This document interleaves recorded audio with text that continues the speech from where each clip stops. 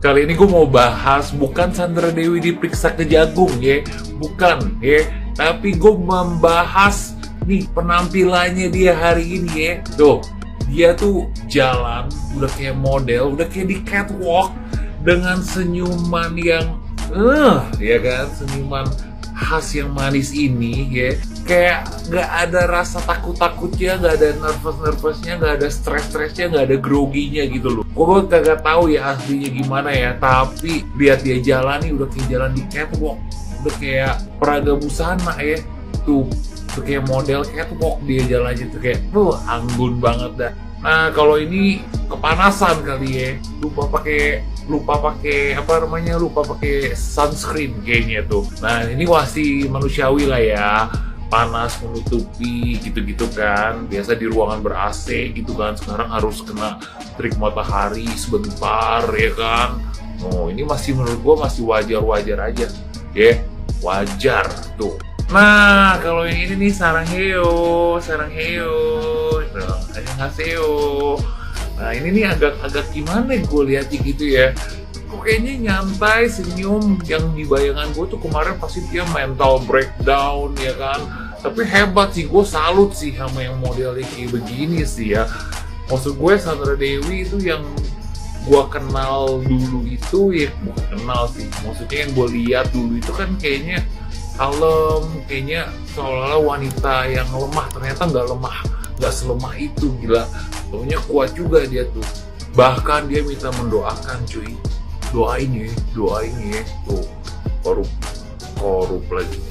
Maksudnya suaminya korupsi, minta didoain gitu kan. Kalau gue jadi dia tuh pasti gue udah kayak malu, nggak bakal ya kayak begitulah ya, nggak bakal kayak paling nggak menunjukkan muka yang ya, nggak usah tunjukin kesenangan, muka yang berseri-seri ya, nggak usah tunjukin kesedihan juga ya, netral aja ya, biasa aja gitu ya kan, diem aja misalnya kalau gue jadi dia gitu kan. Tapi ini emang hebat sih, bravo.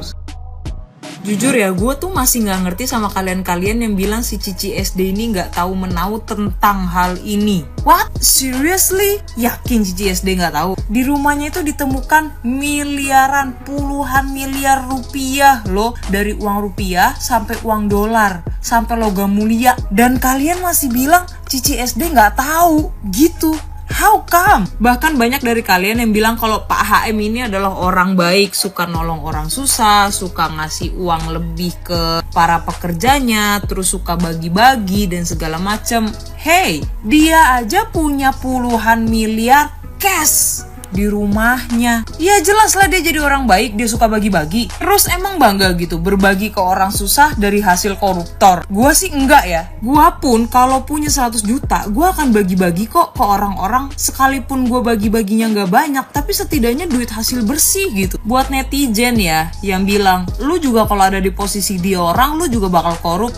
Gak semua orang kayak gitu. Gua bisa ya kalau gua mau korup di tempat kerja gua, bisa banget malah. Tapi gue juga gak mau ngelakuin hal itu, karena buat apa? Gua kerja buat keluarga, buat anak, buat nafkain kebutuhan semuanya ya. Terus gua harus pakai duit kotor. Menurut lu, gue sudi gitu ngasih anak gua makan, sekolah, pakai duit hasil begitu? Ini ya, gue juga bukan orang suci, gue juga bukan orang baik-baik banget, gue juga bukan manusia yang gak punya salah dan gak punya dosa. Tapi jangan disamakan kesucian gue atau dosa gue dengan koruptor. Mohon maaf, kita beda pemirsa. Gue juga gak sudi bagi-bagi ke orang duit hasil kotor. Gak mau gue. Udah gitu permasalahannya. Ini yang dimaling adalah alam Indonesia ya. Lu maling di Indonesia, tapi lu nikmatin hasil malingnya itu buat ke luar negeri, buat beli barang-barang brand luar negeri gitu loh. By the way, gue juga tahu kalau Cici SD itu dari sebelum menikah dia udah punya harta sendiri. Ya jelas lah, dia tuh udah di dunia entertain udah dari dia kecil. Makanya Cici SD waktu diperiksa sama Kejagung ya senyum-senyum aja, karena harta sebelum pernikahan juga gak bakal disita. Dan apapun perbuatan suami, apapun hasil suami, yang bakal menikmati pertama kali adalah istri.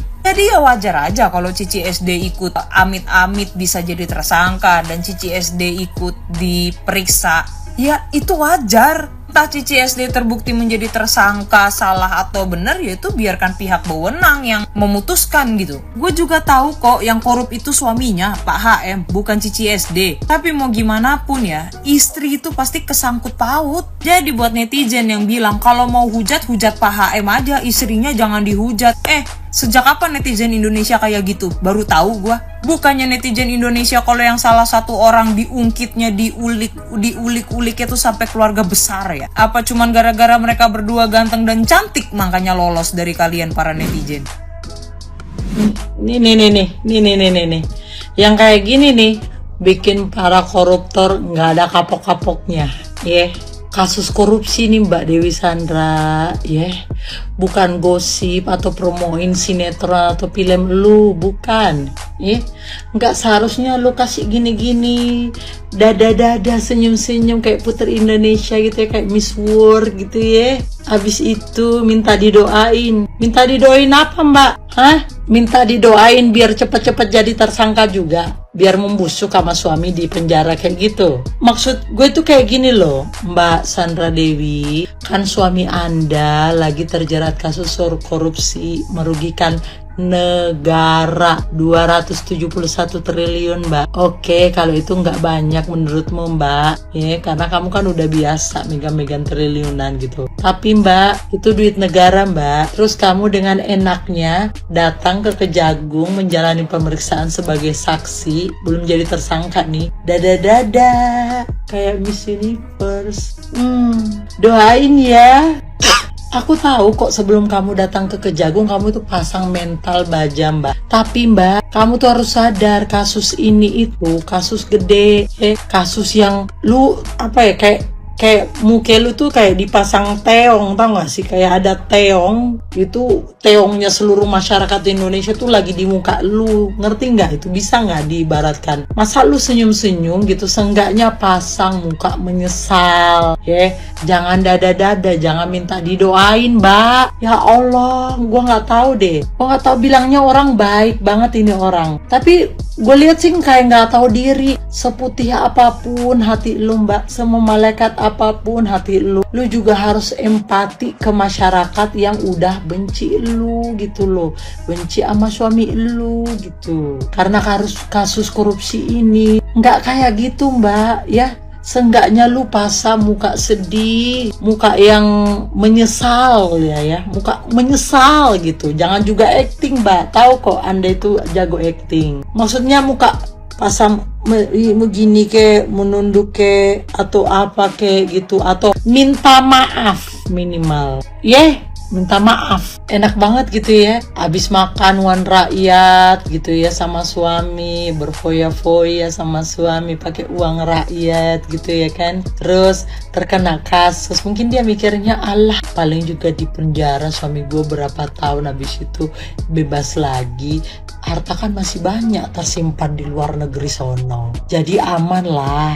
Setelah ini berlalu ya udahlah, pasti aman gitu. Terus mungkin juga dalam pikirannya kayak gini, alah gue kasih berapa miliar juga sama penegak hukum juga udah aman gitu kan. Bukti-bukti juga disembunyiin aja, gampang lah gitu mungkin ya. Makanya dia senyum-senyum semeringah gitu sambil minta doa. Mbak, sini saya doain Mbak. Ya Allah, ini lagi bulan puasa ya Allah, semoga orang ini jadi tersangka juga. Semoga pihak kepolisian, penegak hukum semuanya menghukum manusia-manusia rakus ini seadil-adilnya. Ya Allah, semoga ini orang masuk penjara membusuk sama suaminya di penjara. Semoga ini harta-hartanya pemerintah mampu merampas sampai nol pokoknya ya Allah. Pokoknya hasil-hasil korupsinya semua dirampas ya Allah.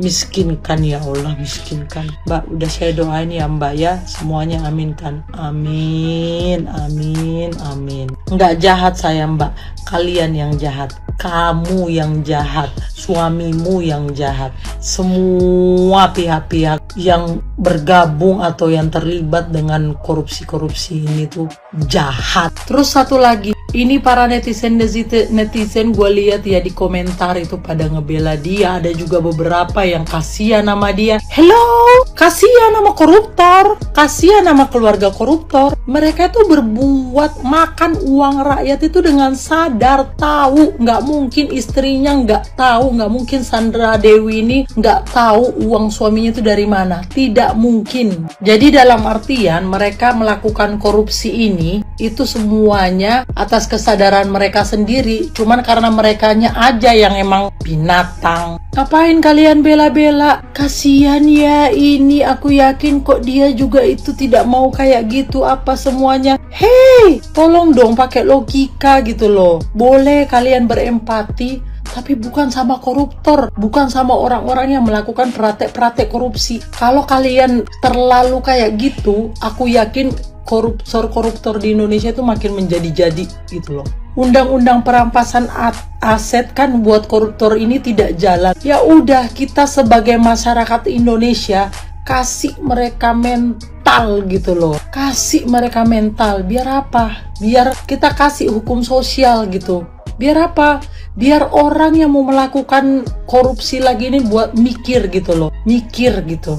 Jadi tolong ya, hati nurani kalian simpan buat orang yang betul-betul membutuhkan, bukan buat koruptor-koruptor atau keluarga-keluarga koruptor. No, jangan pernah kasih hati, rasa kasihan kalian, belas kasihan kalian kepada orang-orang seperti itu. Kalau kalian bikin seperti itu, Indonesia tidak akan pernah bebas dari koruptor dan Indonesia bakal menjadi negara berkembang terus. Gak bakal pernah maju, karena yang bikin negara kita terhambat buat maju tuh ya para koruptor ini. Jangan ya kalian karena mereka good looking terus kalian mau membuka pintu maaf gitu loh dengan membuat pembelaan untuk orang-orang seperti ini. Bukan untuk kasus korupsi aja ya, tapi untuk kasus apapun. Kalau memang orangnya ini berbuat salah, jangan karena kalian lihat dia good looking terus kalian mau membela mati-matian.